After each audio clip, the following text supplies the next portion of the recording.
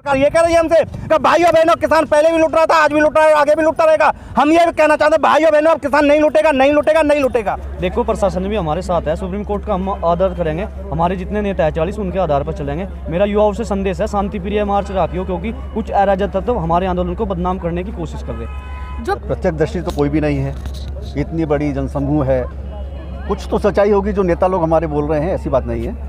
और रही बात अगर वो बात से पलट गया है तो ये तो फितरत है इंसान की, है ना। अपने बचाव के लिए आदमी बहुत कुछ करता है, लेकिन हमें एक सच्चाई जरूर जाननी चाहिए कि हाँ, जिस उद्देश्य से हम लोग खड़े हैं, हमारा वो प्राथमिकता नहीं है कि उसको लीगलाइज करने का। कहीं ना कहीं ये देखा जाए कि जब बयान चेंज हुआ है तो उससे यहाँ के भी जो रहन सहन है वो भी थोड़ा बहुत तो बदला होगा। नहीं, रहन सहन क्या बदला, मुझे तो ऐसा लगता है कि अगर कभी फ्यूचर में ऐसा हो तो अब जो हमारे किसान वॉलंटियर हैं उनको भी अपने सामने ही मेडिकल चेकअप वगैरह सब कुछ करवा के तब पुलिस को देना चाहिए, क्योंकि उन्होंने बाद में कहा ना उसका मेडिकल चेकअप किया, उसका ये हुआ, मारा था, मारा, जबकि वो बिल्कुल अच्छे से बातचीत कर रहा था उस समय। तो फिर वो कैसे उन्होंने सीधे घटी थी, उस बेचारे को चाय वाय खाना वाना पिला के सब कुछ छोड़ा गया था। तो एक तरीके से समझ लो किसान कितने सीधे हैं कि जो उनको नुकसान पहुंचाने आ रहा है उसको बड़े प्यार से समझाते हैं, और यही तरीका उन्होंने इसके साथ भी किया। अब वो जाके कुछ भी कह रहा हो, अब किसानों ने तो जो उनका फर्ज था उन्होंने किया, ठीक है। हाँ, इससे एक शिक्षा जरूर मिली, जैसे इन्होंने बोला कि अगर कोई ऐसा आता है तो उसका मेडिकल चेकअप, उसका जो फाइनल जो भी चेकअप होना चाहिए वो सामने करा के तब हैंडओवर करें कि देख लीजिए ना तो इन्होंने शराब पी है और ना हमने इनको मारा है, अब आप जाके इनसे बात करें। तो ऐसे ही इस पूरे जन आंदोलन के अंदर अगर कोई घटना घटती है, जरूरी नहीं कि हमारे साथ वॉलंटियर हों। यहाँ पे हर आदमी को खुद एक वॉलंटियर बनना है, हर आदमी को पुलिस बनना है, हर आदमी को सतर्क रहना है, तभी ये बचाव हो सकता है। और सबसे बड़ी ज़रूरी चीज़ ये है कि जितने भी लोग आ रहे हैं वो जितना आपस में मिलेंगे उतना यूज्ड टू होंगे, फेस उनका फेमिलियर होगा, तो जो अननोन पर्सन अचानक आ जाते हैं वो आइडेंटिफाई होने में आसानी रहेगी। ये बहुत जरूरी है। यहाँ पे मैं देखा हूँ हम लोग को भी बहुत ज़्यादा डिस्टर्ब किया जाता है। हाँ, किया जाएगा ना। हमने ट्वीट भी किया था कि ये जो ट्रैक्टर ट्रॉली चल रही है, इस ट्रैक्टर ट्रॉली में हर ट्रैक्टर के ऊपर उस गांव का वही बंदा बैठे जिसको जानता हो ट्रैक्टर चलाने वाला, ठीक। आपने देखा हो कि जब भी किसी सिक्योरिटी की में आदमी होता है तो काले चश्मे लगाता है, उसका मतलब ये नहीं होता है कि उसको शौक है, उसका मतलब ये होता है कि उसका चश्मा भले सामने देख रहा हो लेकिन उसकी नज़र तिरछी हो रही है। संदिग्ध पकड़े जा रहे हैं, इसका मतलब ये हम लोग सचेत हैं। सबसे पहली चीज़ खुशी होनी चाहिए, हमें अपने अंदर आत्मविश्वास रखना चाहिए कि ऐसे लोग पकड़े जा रहे हैं। बहुत अच्छा मैनेजमेंट है, महिलाओं ने संभाला हुआ है, लोगों ने संभाला हुआ है। लोग ये कह रहे हैं कि भाई हाथ नहीं उठाना है, प्यार से बात करनी है, जैसा कहा जाए वैसे चलना है। भी हथियार वेपन होते हैं वो सारे डाउन हो जाते हैं। किसानों के पास में 400-500 लाख ये हथियार है, इस हथियार को लेकर किसान अपनी परेड करेंगे। अगर किसी प्रशासन में या किसी शासन में दम है तो किसान को रोक के दिखा दे, किसान जाएगा शांतिपूर्ण अपनी परेड करके वापस यहीं पे आएगा। आंदोलन जैसे चल रहा था वैसे ही चलता रहेगा।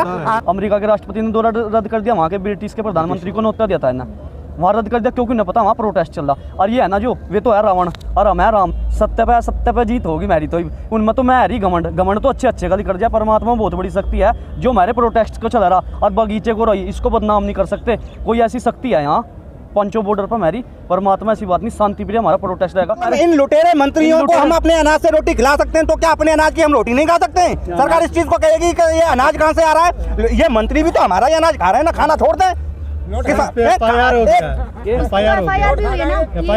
सरकार, मैं कह तो रहा हूँ, सरकार ने 60 दिन से किया तो है कि पाकिस्तानी खालिस्तानी टुकड़े गए, आप कुछ नहीं बचाया तो NIO को पीछे छोड़ दिया। आप किसान पे है क्या? किसान पे अपना अन्नी तो है, किसान यहाँ मांगने क्या आया है? अपनी फसल के वाजिब दाम ही तो किसान यहाँ पे मांगने आया है। कोरोना काल में ना केंद्र सरकार ना राज्य सरकार कुछ भी लोगों को सपोर्ट नहीं कर पा रही थी, तब अकेले दिल्ली की मैं बात कर रही हूँ, बंगला साहब गुरुद्वारे से 1.5 से 2 लाख लोगों को डेली खाना जा रहा था पूरे दिल्ली में, नोएडा में, इंदिरापुरम में, आसपास जहाँ पे भी दिल्ली पुलिस कहती थी वो इन्फॉर्म करती थी अपना जो बंगला साहब गुरुद्वारे के सिरसा जी हैं जिनको कल परसों में गिरफ्तार भी किया गया है, उनको इन्फॉर्म करती थी कि वहाँ लंगर पहुँचाना, इतनी रोटियाँ 50,000 उधर 50,000, सारे गुरुद्वारों से लंगर की सेवा की जा रही थी। जो मजदूर भाई जा रहे थे उनको चप्पलों की सेवा की गई, कपड़ों की सेवा की गई। शीशगंज गुरुद्वारे के बाहर मेडिकल कैंप लगाए गए, खुद उन गुरु सिखों ने अपने हाथों से पट्टियां करी, चोटों पे मल्लम लगाई, ट्यूबें लगाई।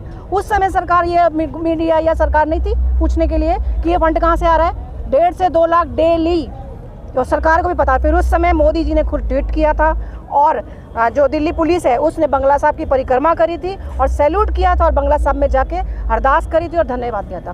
तब कहाँ थे ये लोग पूछने के लिए कि फंडिंग कहाँ से आ रही है। तब एमएसपी की बात है तो अभी तो केवल गवर्नमेंट ही खरीदती आ रही हाँ। है ना। और किसानों का ये कहना है कि एमएसपी जो है लीगलाइज करो। लीगलाइज करने का मतलब ये है कि गवर्नमेंट के अलावा जो खरीदेगा वो उससे कम पर ना खरीदे, है ना। और ये समझ में नहीं आता है कि ये एमएसपी पर जो दूसरे लोग खरीदने वाले हैं वो कौन है। फेल हो गए ये लोग। तो उसके बाद एक तो किसानी तो उनके हाथ से जाने वाली है, पहली बात। दूसरी बात जो कॉन्ट्रैक्ट फार्मिंग है उसके हिसाब से आज नहीं तो कल ज़मीनें भी उनके हाथ से जाने वाली हैं। रुपए प्रति साल एक किसान की आय है और बिहार के किसान की आय है मात्र 42,000 रुपए, यानी 3,500 रुपए। सरकार क्या करना चाह रही है? सरकार बिहार को पंजाब नहीं बनाना चाहती है। सरकार इस बात पर तुली है कि पंजाब का किसान बिहार जैसा कैसा बने, इस बात पर सरकार लगी हुई है। और जिस एमएसपी की आप बात कर रहे हो भाई साहब, 6 महीने हो गए इस कानून को बने हुए। 6 महीने में 3 फसलें आई हैं। धान की फसल आई है जो 1850 का हमने 1100 में बेचा है। बाजरे की फसल आई है 1868 का हमने 900 रुपये में बेचा है। मक्का आई है 1800 की हमने 700 रुपये में बेची है। ये इस कानून के बाद की ये रिजल्ट बता रहा हूँ मैं आपको। हमने 3 फसलें हो गई और तीनों की तीनों हमने आधे रेटों पे बेची। हाँ, बिहार का रेट बता रहे हैं आप? पूरे हिंदुस्तान का बता रहा हूँ। यूपी में मक्का, यहाँ पे यूपी में भी यूपी का भी यही हाल है। 1800 की मक्का 700 रुपए में बिक रही है और सरकार कह रही है किसान का इससे बहुत उद्धार होगा। करने के लिए कहीं ना कहीं सरकार थोड़ा झुक रही, तो आपको भी झुकना मतलब चाहिए। किस चीज पर झुकना चाहिए? कि हम अपनी फसलों को आधे रेट पे बेचने के लिए तैयार हो जाए सरकार को? सरकार तो क्या बात कर रहे हो? मानने को एग्री है ना? क्या बात मानने को एग्री है? सरकार यही तो कह रही है कि भाइयों बहनों एमएसपी थी, एमएसपी है और एमएसपी रहेगी। मतलब सरकार ये कह रही है हमसे कि भाइयों बहनों किसान पहले भी लूट रहा था, आज भी लूट रहा है और आगे भी लूटता रहेगा। हम ये भी कहना चाहते हैं भाइयों बहनों अब किसान नहीं लूटेगा, नहीं लूटेगा, नहीं लूटेगा। सरकार किसान अपनी मांगे मनवाने आया, मनवा के जाएगा। अपनी फसलों के दाम लेने आया और लेके ही जाएगा, लेके ही जाएगा, लेके ही जाएगा। सरकार आज दे दे, कल दे दे, 6 महीने में दे दे। कोई भी किसान भाई यहाँ से एक भी किसान भाई पीछे नहीं हटेगा। सरकार को ही हटना पड़ेगा, चाहे सरकार कभी भी दे दे। पिछले 15 साल में किसानों को अगर आपको पता हो तो करीब 45 लाख करोड़ रुपए का नुकसान है। सरकार कहाँ पे बैठी हुई है? किसी एक सेक्टर को इतना नुकसान दे के देखो, जिंदा मर जाएगा वो। और किसान है कि लॉकडाउन में सब कुछ बंद हो गया था, रेल बंद हो गई, मंत्री कोनों में दुबक गए, सब कुछ बंद हो गया था, लेकिन किसान कभी अपने घर में नहीं बैठा। उसने दिन रात एक करके मेहनत करी और जीडीपी जहाँ पे -23 में जा रही थी, एक कृषि ही ऐसा एक क्षेत्र था जिसने जीडीपी में दम बनाए रखा और जीडीपी को प्लस में लाया। गुलाम बना के छोड़ोगे? ऐसा नहीं होगा। हमने प्रधानमंत्री को वोट दिया था कि हमारे लिए कुछ भला करोगे, अपने शोषण के लिए नहीं दिया था। इस भ्रम में न रहे सरकार, क्योंकि लोकतंत्र में जनता सरकार होती है। हमने उन्हें बनाया, उन्होंने हमें नहीं बनाया।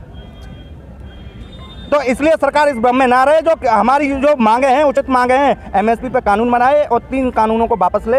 अगर आगे फ्यूचर में अगर लगती है तो अगर सरकार वापस नहीं लेती है तो जैसे हमारा शांतिपूर्ण अब तक आंदोलन चल रहा है ऐसे ही चलता रहेगा। सरकार चाहे 2024 में बैठना, जब तक बैठना पड़े हम तब तक बैठे रहेंगे। जैसे शांतिपूर्ण अब तक चल रहा है वैसे चलेगा। एरिया क्यों बना रखा है 2024 का? इसमें योगी की ये सरकार नहीं करेगी तो हम किसी और से कराएंगे। सरकार आओगी आ गई तो क्या बाद में बीजेपी फिर आ गई तो? बीजेपी को वोट देगा कौन? हम ही देंगे बीजेपी पे। मतलब नरेंद्र मोदी पे इंसान बनाया कि मशीन है क्या? वो तो हम ही देंगे।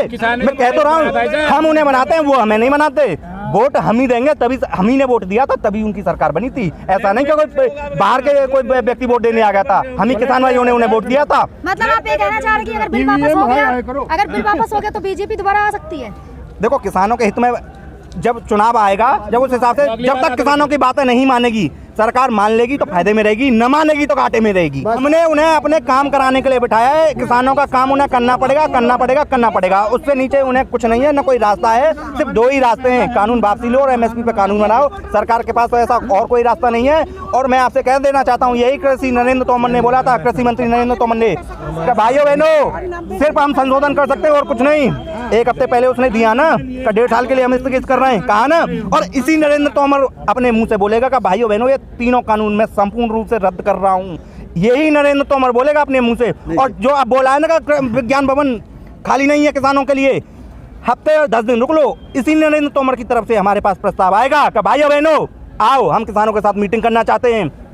किसान है और किसान अपनी बात मनवाने आया और मनवा के ही जाएगा। तो इसमें इतनी ताकत है कि अच्छी सरकारों को झुकना पड़ेगा इस तिरंगे के सामने। तो सरकार इस भ्रम में ना रहे और हमारी बातों को मान ले, फायदे में रहेगी। नहीं, सरकार को सिवाय नुकसान के और कुछ नहीं मिलेगा।